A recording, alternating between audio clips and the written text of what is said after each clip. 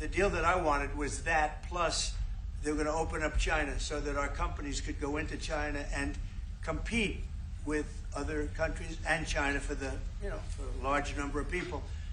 And at the very end, that deal was terminated, and we went to a piece of the deal. And there are a lot of things outside of tariffs, but tariffs are very important. But there are a lot of things like opening up countries that were totally closed. China's essentially a closed country. In fact, it is a closed country. And what they do is they charge tariffs so that if you sell cars or if you sell anything, nobody's going to buy it because the price is out of control. But that's true with a lot of other countries also. So we're going to get fair deals and good deals with every country.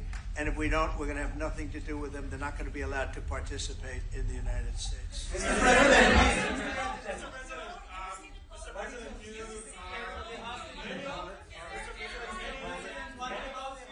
Hold it. Just relax. We have time. This gentleman is all day long. Mr. President, many of thank you. Go ahead.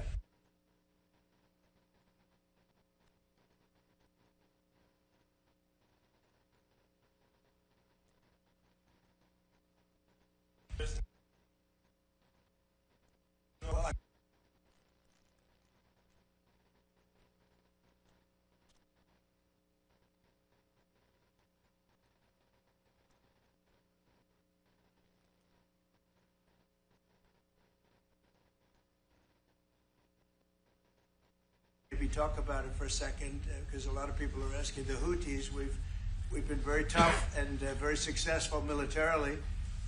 We've really damaged them badly. These were people shooting down ships and other things, by the way, flying objects like airplanes. And we've put a major hurt on the Houthis, which nobody's been able to do. We've really hit them hard. And it's every night, night after night, and we've gotten many of their leaders and their experts. They're experts on missiles. I mean, they actually make missiles. Nobody thought that, but they make missiles. They're highly sophisticated, and they're very tough, but they've been very badly damaged. Nobody else was able to do that but us. Pete, you want to discuss that, please? Yes, sir. It's been a bad 3 weeks for the Houthis, and it's about to get worse. It's been a devastating campaign, whether it's underground facilities, weapons manufacturing, bunkers, troops in the open, air defense assets. We are not going to relent. And it's only to get more unrelenting until the Houthis declare they will stop shooting at our ships. And we've been very clear with the Iranians as well. They should not continue to provide support to the Houthis, and that message has been made very clear. So we have a lot more options and a lot more pressure to apply, and we know, because we see the reports, how devastating this campaign has been in them, and we will not relent. We have a great military. There's no military like our military. And despite Biden having given a lot, but nevertheless a pretty small piece, but it was a lot of our military away in Afghanistan, and one of the dumbest situations, I think, and maybe the most embarrassing situation we've ever been involved in, that short period of time in Afghanistan. What a disgrace that was, but left a lot of our military behind. Left. You see them in their annual parades where they're parading trucks that are armor-plated and different things that they can't. But it's many billions of dollars we left behind. But despite that, we have a tremendous military. That was a very small portion, because we rebuilt the military during my first term, and we have great things happening with our military. We also essentially approved a budget which is in the facility, you'll like to hear this, of $1 trillion, $1 trillion, and nobody's seen anything like it. We have to build our military, and we're very cost conscious, but the military is something that we have to build, and we have to be strong, because you got a lot of bad forces out there now. So we're going to be approving a budget, and I'm proud to say, actually, the biggest one we've ever done for the military. We're cutting other things that were under DOGE, but under a lot of other. When you look at a woman getting $2 billion for environmental, and it had nothing to do with environmental, and they had $100 in the bank, and they give her $2 billion. Many of those cases, all that stuff is going to be cut out. But we are getting a very, very powerful military. We have things under order now, the likes of which we've never had before. We've never had the kind of aircraft, the kind of missiles, anything that we have ordered. And it's in many ways too bad that we have to do it, because hopefully we're not going to have to use it. But the military is very, very powerful, and it's going to remain that way. How do you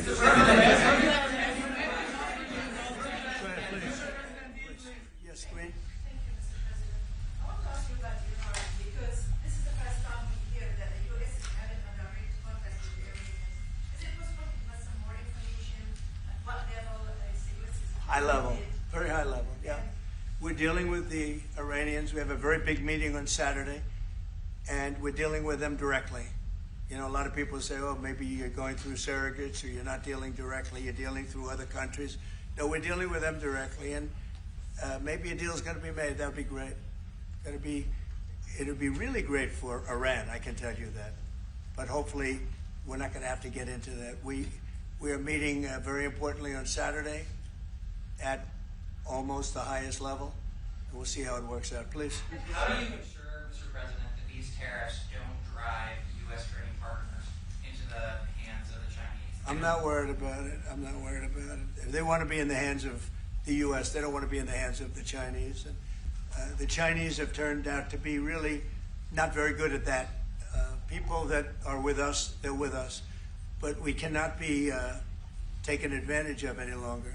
I used to watch these deals for years. I've been talking about it for years. You know, I've been talking about it for 35 years, how our country is being ripped off. I mean, 30 years ago it was Japan, then it was something else, then it was another group, then it was China. China's doing the best job of it, frankly.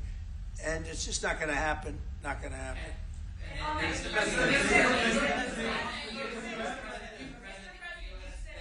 EU has said that they have offered 0 for 0 tariffs on cars and industrial goods. Is that not enough? Well, the EU, no, it's not. The EU has been very tough over the years. I always say it was formed to really do damage to the United States in trade. That's the reason it was formed. It was formed with all of the countries from Europe, I guess most of them, not all of them, but most of them. And they formed together to create a little bit of a monopoly situation, to create a unified force against the United States for trade. So they have NATO, which is largely the same countries, and they took advantage of us dollar-wise and militarily until I got there. You know, I was able to get $600 billion from NATO, where they paid NATO because most of these nations weren't even paying. We were paying for NATO, so we're paying them to guard them militarily, and they're screwing us on trade. So that's not a good combination. So now it's really turned around. It's the opposite, and the European Union's been very bad to us. They don't take our cars, like Japan in that sense. They don't take our agricultural product. They don't take anything practically. And yet they send millions of cars in a year, Mercedes-Benz, Volkswagen, BMWs. They're sending millions and millions of cars into the U.S., but we don't have a car that's been sold to the European Union or other places, but let's go for the European Union. And it's not going to be that way. It's got to be fair, reciprocal. It's got to be fair. It's not fair. We have a deficit with the European Union of $350 billion. And it's going to disappear fast. And one of the reasons and one of the ways that that can disappear easily and quickly is they're going to have to buy our energy from us because they need it. They're going to have to buy it from us. They can buy it. We can knock off $350 billion in 1 week. They have to buy and commit to buy a like amount of energy. And we have that. You know, we have more energy than any country in the world. I don't know if you know that. He knows everything, but the one thing he may not know, we have more energy than any country in the world. We have more of every kind of energy, every form of energy, from oil and gas to coal. And people talk about, I call it beautiful, clean coal. As you know, Germany is opening up a coal plant a week. They tried the windmills and it didn't work. They tried all the other solutions and they were ready to go out of business. Now they're doing a coal plant a week. China is now up to 2 coal plants. They're opening 2 major coal plants every single week in China, all over China. and that we're not allowed to use coal. Well, we have clean, beautiful coal more than anybody else. We have oil and gas more than anybody else. We have the most energy of any country in the world, including Saudi Arabia, including everybody, by a lot. And I took it to number 1. We were number 3, and I took it to number 1 during my administration. And the reason that we were hurt so badly, and the reason that we went into such incredible inflation during Biden, is energy. It was also their bad spending, but energy, because they played around with this incredible thing that we had built, this administration had built, and the energy costs went through the roof. And when that went up, everything else followed. Now, if you look at what's happening, you're going to see this today. I said we're going to try and get groceries down, right? An old-fashioned term, but a beautiful term. Eggs. So when I got in, the press went absolutely crazy the first week. They said, eggs have quadrupled in price. I said, I just got here. Tell me about it. And Brooke Rollins and our team did a great job, and eggs are down now 79%, and they're all over the place. And this was a problem that somebody else would have taken a long time to cure. We have energy is down. We have interest rates are down. We have groceries, meaning food is down. We have everything is down at levels that nobody ever thought possible. Energy looks like it's going to be in the $2.50 a gallon range, and maybe below that for a car.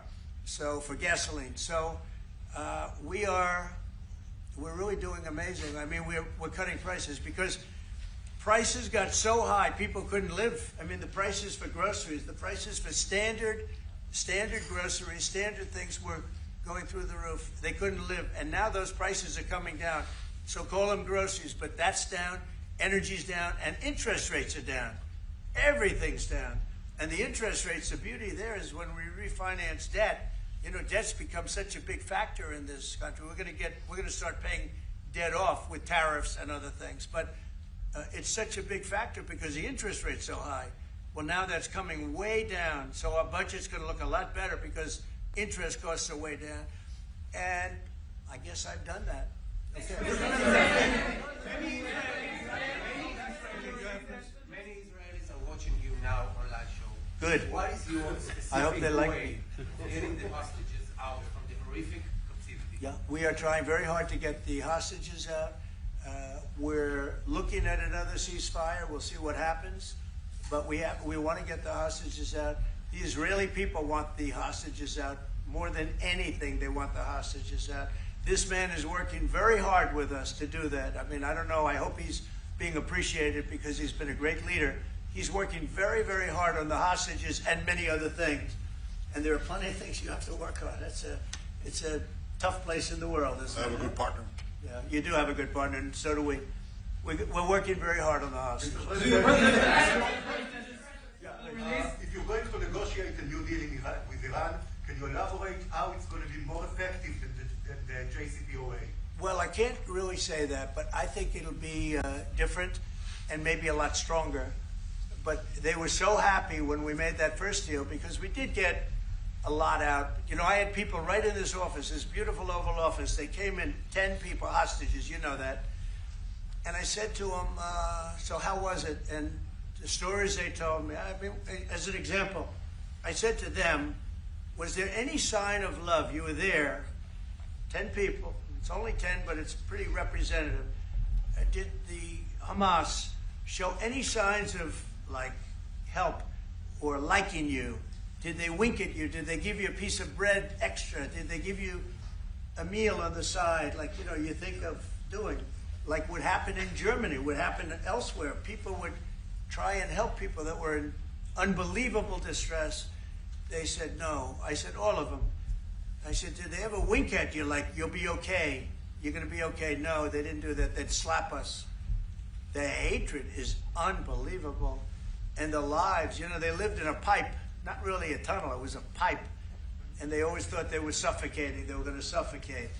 And then they'd open up the pipe, and it was like 3.5 feet high. This isn't, you know, we hear tunnels bad, but pipes are worse. And the stories I heard were incredible. But I just said, was there any sign of potential love or affection? And there were none whatsoever. It was amazing to me. There was nothing like, here, take this, it's a little extra meal or something. They lived like hell. I don't know. they seemed to be, they were amazing to me because they seemed to be pretty normal. They weren't scarred, but I guarantee underneath they have to be scarred. And one was there for 356 days. Another was there for about 180 days, you know, a long time. These are people that have been really, really horribly treated. I've never seen anything like it, actually. I was very surprised to hear the answer. Yeah, Thank you, Mr. President. Are there 2 or 3 countries that are on your list that you feel are farther along in getting their tariffs lowered? I think there are many that want to get rid of tariffs right now. European Union, I mean, as badly as they've treated us, they've brought their car tariffs essentially off. I guess they brought it down to 2.5, and I hear maybe to nothing. But it's not only tariffs, it's non-monetary tariffs. It's tariffs where they put things on that make it impossible for you to sell a car. It's not a money thing. They make it so difficult, the standards and the tests. They drop a bowling ball on the top of your car from 20 feet up in the air, and if there's a little dent, they say, no, I'm sorry, your car doesn't qualify. When the same car from Germany would dent likewise. Unless you can have an army tank, it's going to dent. So they come up with rules and regulations that are just designed for one reason, that you can't sell your product in those countries, and we're not going to let that happen. Those are called non-monetary barriers. They make barriers that are so tough that it's impossible to qualify. So tariffs are a big part of it, but there's another big part of it, and that's barriers. They also do something else. They manipulate their currency, and they drive it down. They want to have low currencies. You know, it sounds better to have a high currency, a strong dollar or whatever, but they bring their currency down, and when it competes with our currency, it's very hard to sell a tractor. It's very hard to sell product because their currency is low and ours is much higher relatively. And so it makes it very hard. I speak to a lot of companies that do business, tractor companies, and they say it's so hard to sell because what they've done is they've lowered the yen, or they've lowered the yuan, or they've lowered their currency, so that it's very hard to compete. We don't want that either. So we have a lot of things that we're talking about, but we're going to fix it properly, and it's going to be fair to everybody. And in the end, I think we're going to have a world that does a lot better, you know. But they have to respect the United States, and nobody but me would do this. Nobody but me would do this. You know, it would be nice to serve a nice, easy term, but we have an opportunity to change the fabric of our country. We have an opportunity to reset the table on trade. We lose billions of dollars. We lose close to $2 trillion a year on trade. We lose $1 trillion a year to China. $1 trillion. We lose hundreds of billions of dollars a year on trade to China. We lose hundreds of billions of dollars overall, probably close to $2 trillion. Why would we do that? Number one, why would we do that? And then you have to say, is it sustainable? Then you hear about all of the people that say, well, deficits. If we have a deficit with the country, or if the country has a big surplus with us, like China has a massive surplus, that they take and they spend on their military. Well, we don't want that. I don't want them to take $500, $600 billion a year and spend it on their military. I don't want them spending money on their military. And I shouldn't have to spend money. We shouldn't have to spend it either. Because, you know, hopefully, and I said this to President Xi, hopefully it's money that we're never going to use. In other words, because we're not going to use those incredible weapons that we have and that they have. We don't want that. So it's going to be very interesting. It's the only chance our country will have to reset the table. Because no other president would be willing to do what I'm doing or to even go through it. Now, I don't mind going through it because I see a beautiful picture at the end. But we are making tremendous progress with a lot of countries, and the countries that really took advantage of us are now saying, please negotiate. You know why? Because they're getting beaten badly because of what's happening. They're getting beaten badly. They're being devalued as countries. But it's the only chance we're going to have to reset the table on trade. And when we do, we're going to come out unbelievably well. We're going to have a strong country economically again. And we're going to have those factories that are empty all over the United States. We've lost 90,000 plants and factories. Think of this, 90,000, you wouldn't think it's possible, 90,000 plants and factories since NAFTA, which was, by the way, the worst trade deal ever developed, ever had by any country anywhere, NAFTA. And I terminated NAFTA. Everybody said it would be impossible. And I terminated it through Congress. We terminated it. You had to get it through Congress. It was a trap. It was a horrible thing. And we got it done. The problem is they cheat. They cheat like crazy. Canada cheats. Mexico cheats. Just one of those things. But we're setting a table, and we're going to have great trade, and we're going to have a very strong country. Our country is going to be at a level that has maybe never been, or maybe, you know, our country was the strongest, believe it or not, from 1870 to 1913. You know why? It was all tariff-based. We had no income tax. Then in 1913, some genius came up with the idea of let's charge the people of our country, not foreign countries that are ripping off our country. And the country was never that kind of wealth. We had so much wealth, we didn't know what to do with our money. We had meetings, we had committees, and these committees worked tirelessly to study one subject.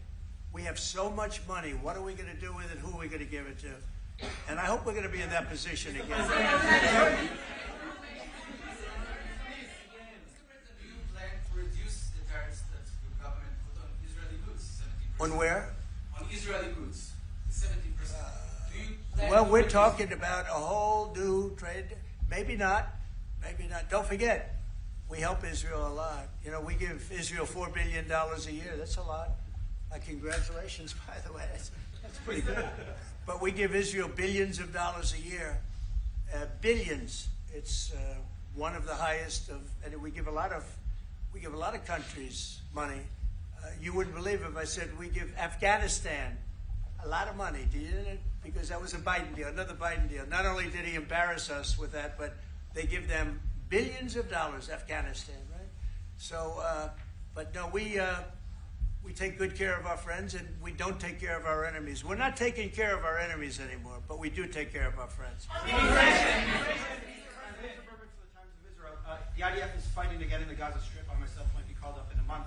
Do you think that's the way to pressure Hamas to get to a deal? And do you think blocking humanitarian aid is also an effective pressure? Well, you know how I feel about the Gaza Strip. I think it's an incredible piece of important real estate, and I think it's something that we would be involved in, but you know, having a peace force like the United States there, controlling and owning the Gaza Strip would be a good thing.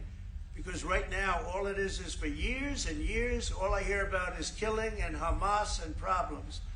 And if you take the people, the Palestinians, and move them around to different countries, and you have plenty of countries that will do that, and you really have a freedom zone. You call it the freedom zone, a free zone, a zone where people aren't going to be killed every day. That's a hell of a place. It's a, you know what I call it, a great location that nobody wants to live in, because they really don't. And when they have good living, real living, where Hamas and all of the problems they have, the level of death on the Gaza Strip is just incredible. And I've said it. I don't understand why Israel ever gave it up. Israel owned it. It wasn't this man, so I can say it. He wouldn't have given it up. I know him very well. There's no way. They took oceanfront property and they gave it to people for peace. How did that work out? Not good. Is the immigration, sorry, Mr. President, is the immigration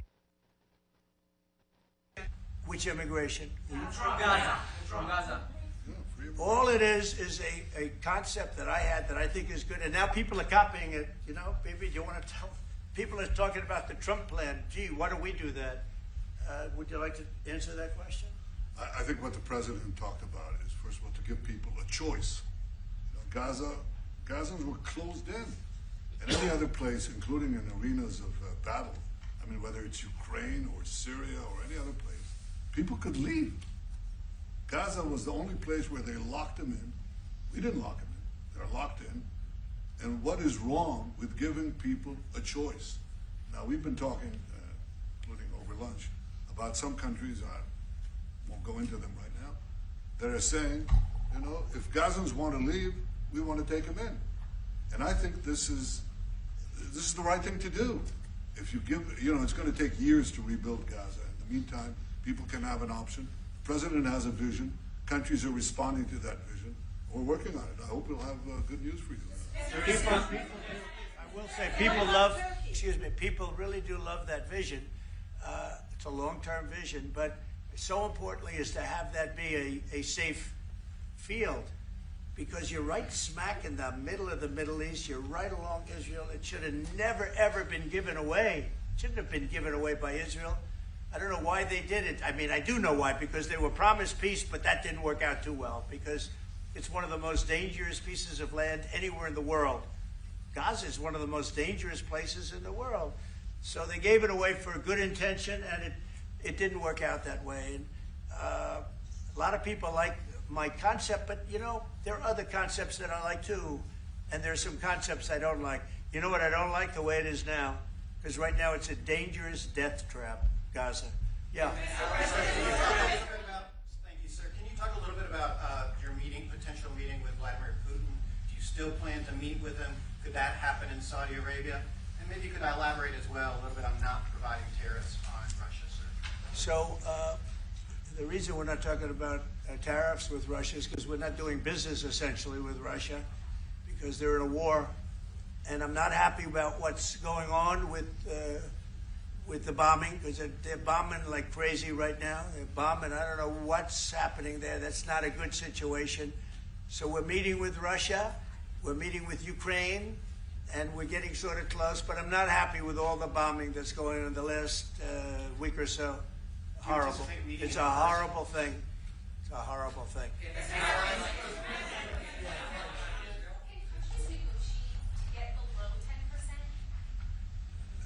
In terms of tariffs?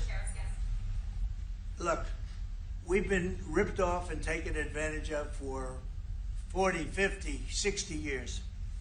And the reason we got ripped off and the way they did it was tariffs. They would charge tariffs, massive numbers of dollars.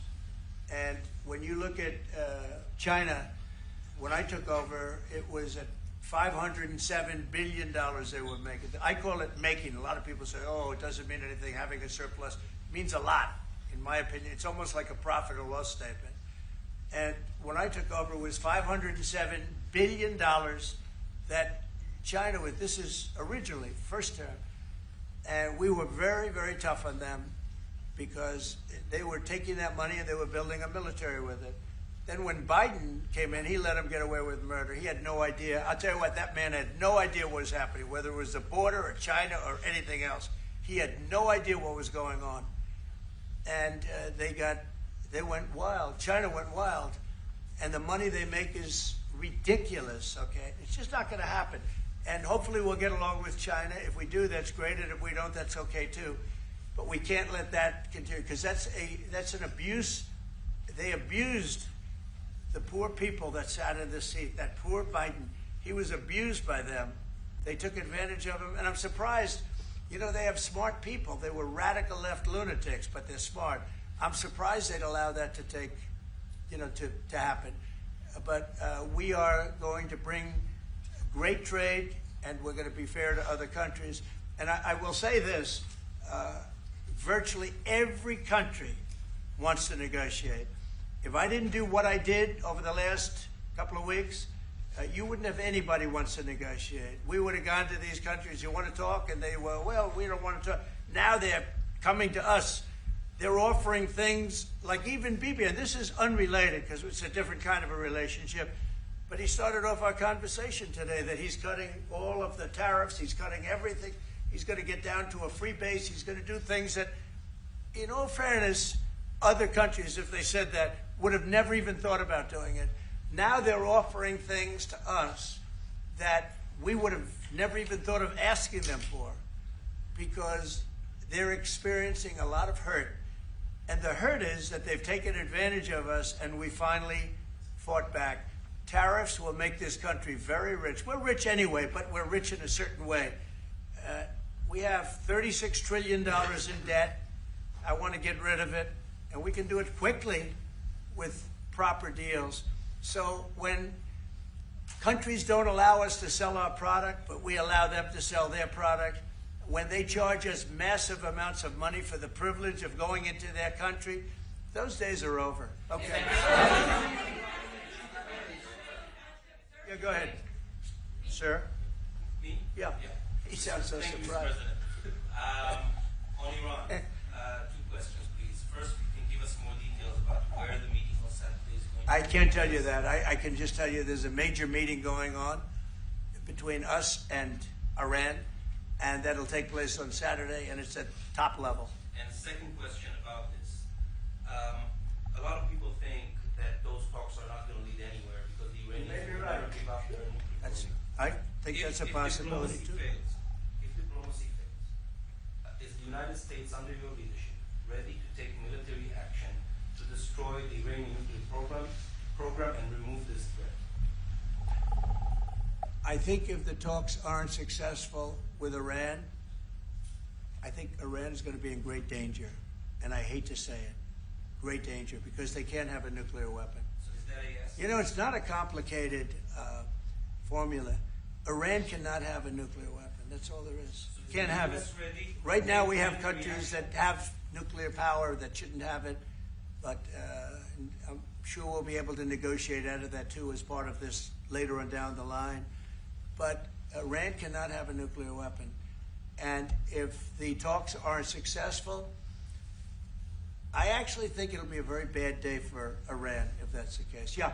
Mr. President, on manufacturing. Yeah, please. Go ahead. Mr. President, was October 7th the death blow of the two-state solution, and would you consider classifying the Palestinian Authority as a terrorist organization for its continued pay-for-slay terror financing payments? So October 7th was a horrible day that some people, they deny it. Now, I can't believe they deny it from the standpoint of it. They do it because they think it's good politically. But October, I've seen the tapes. I've seen things that you don't want to see. October 7th was a horrible day, and it will go down as one of the really bad days in the history of the world. It was a horrible, horrible thing that happened. And they grabbed some of these people. I'll give you an example. When I was with the 10 hostages a few weeks ago, I said, so how many are there? 59. I said, oh, so 59, so we can get 59. They sort of knew the territory pretty good. And I said, how are they doing? They said, well, only 24 are living, the rest are dead. And these are young people largely. Young people don't die. You know, young people have an amazing ability to live. They can live through horrible things, but these are young people. And when they said that 24 are living and the rest are dead. And you know, I've had parents come up, Israeli parents largely. We have some Americans, and I guess we have one left. Alex, we have the one left. But I've had Israeli parents come up to me at events and say, my son is there. I said, well, how's he doing? Well, he's dead. But would you do me the biggest favor ever? Could you bring his body back home? They talked about a young dead boy and a young dead girl like they were living. And that could have something to do with religion. That could have something to do with, I guess maybe any parent would be, but I was surprised. They said, sir, my son is dead. It is just as important to bring that body back home. I asked that question as if he were alive. So you have a lot of them dead, and we'll be able to bring them back. But it's a horrible thing that's happened. These are largely young people. Some old ones too, frankly. And those people have lived in hell. When they came off, the second group that came out, they looked like they just got out of a concentration camp. They looked exactly like the pictures that I'd see from the 1940s, the concentration camps. And then they got a little bit better, you know. But that second group, those people came out, and I said, this is unbelievable. We're going back into a chapter in history that is one of the worst ever. It's really very bad. Okay?